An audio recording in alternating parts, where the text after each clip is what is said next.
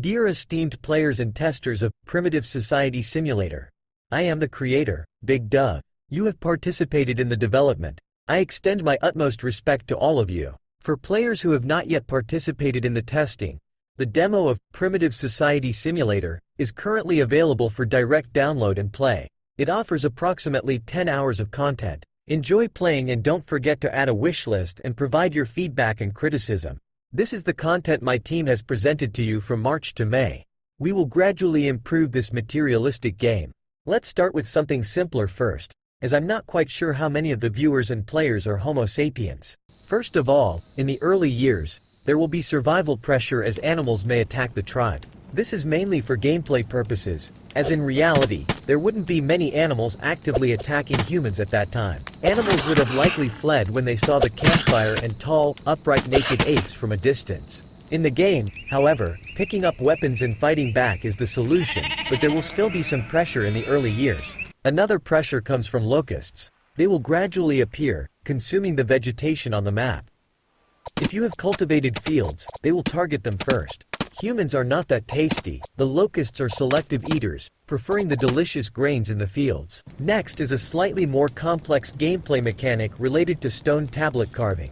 In the game, there is a fundamental logic. Accumulating knowledge to a certain extent leads to inventions and creations. It's not about being a genius, having natural talent, or bloodline. It's not a divine instruction, nor is it about gaining experience from defeating monsters or eating books for skills. It's about the accumulation of labor and human thinking. Based on this logic, creating a technology in the game requires both intelligence and knowledge conditions. Intelligence increases through diet, while knowledge is a result of labor and storytelling combined. Essentially, it's education. When a person dies, their knowledge disappears, causing a technological setback. Carving it on a stone tablet can prevent this from happening. At the same time, the knowledge on the stone tablet provides a bonus to storytelling. It's like an early teaching tool.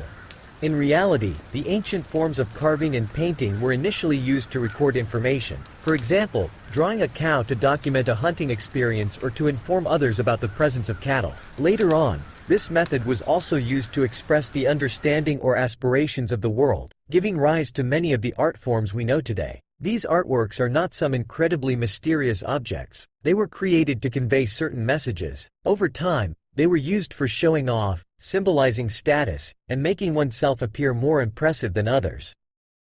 The most complex gameplay in this demo revolves around emotions and culture. Animal emotions are used for social interactions and conveying information to each other. The same applies to humans. In the game, we have currently implemented some simple emotional responses. For example, having sex, interacting with children, or having pets can all boost one's mood. When in a good mood, there are bonuses to work and moral in battle. The gameplay regarding negative emotions is currently more complex. In reality, many of our negative emotions stem from the fundamental fears of being abandoned or feeling useless to others. It is because of these fears that we attempt to control situations and may exhibit anger. Similarly, these fears may lead us to display vulnerability in order to seek sympathy, resulting in acts of begging. Additionally, because we fear that associating with weaker individuals may hinder our own progress or damage our image, we may exhibit contempt or disdain. In the game, we simulate this by portraying humans facing various disasters and experiencing fear due to their inability to comprehend them. As their intelligence and knowledge increase, they become less affected by emotions. For example, in the mood panel, when facing an invasion,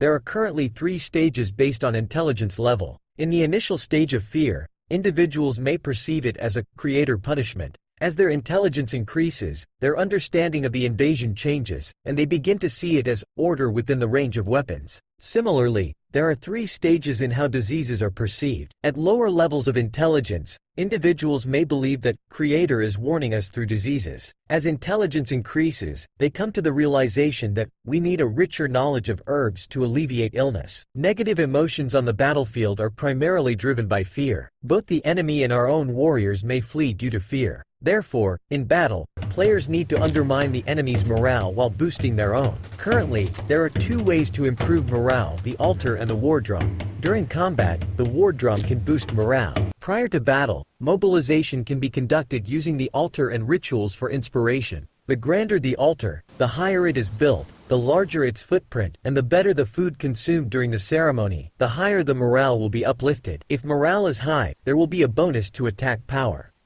Riding a saber-toothed tiger can also strike the enemy's morale, making them experience the inherent fear of large cats encoded in their DNA.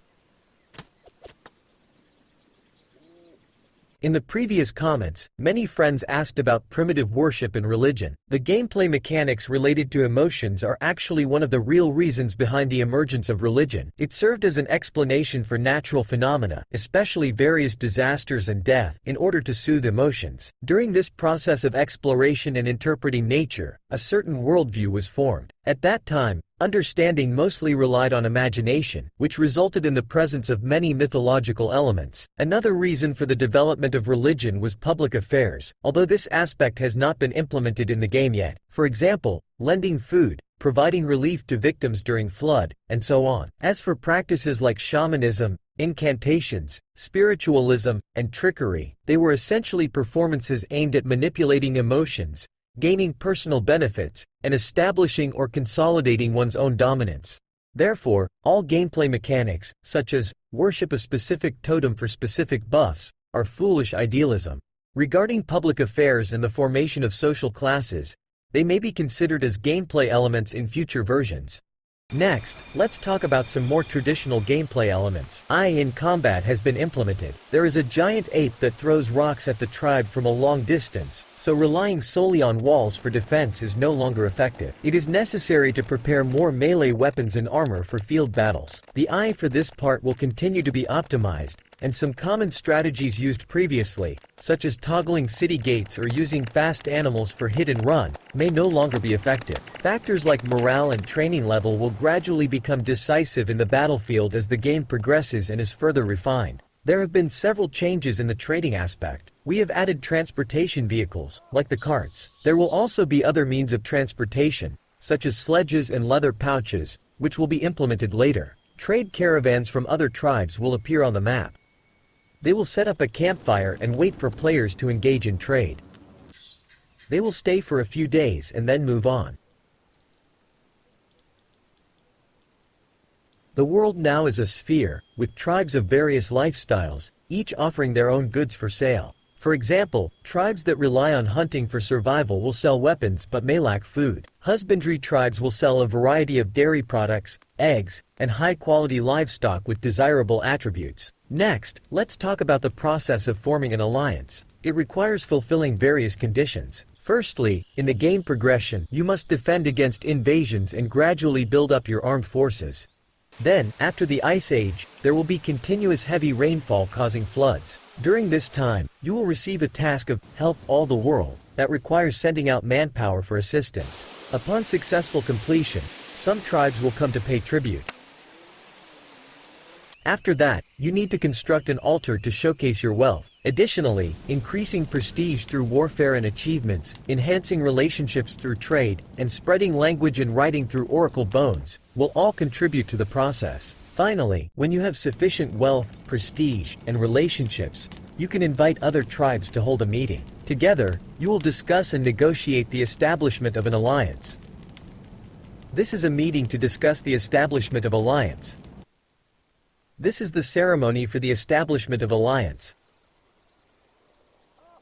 Finally, we have also implemented some additional features. There is a difficulty adjustment panel where you can adjust the intensity of various disasters and wars. The decay rate of food and the spawn interval of animals and plants can also be adjusted. We have included a fast construction option for those who wish to build quickly. You can use these features to tailor the game difficulty to your preferences, whether you prefer farming and peaceful living or building a powerful empire.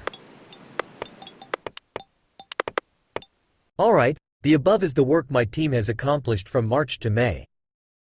We aim to interpret the world from a materialistic perspective and create a game that reflects this ideology. It's a long-term journey, and I look forward to feedback from players.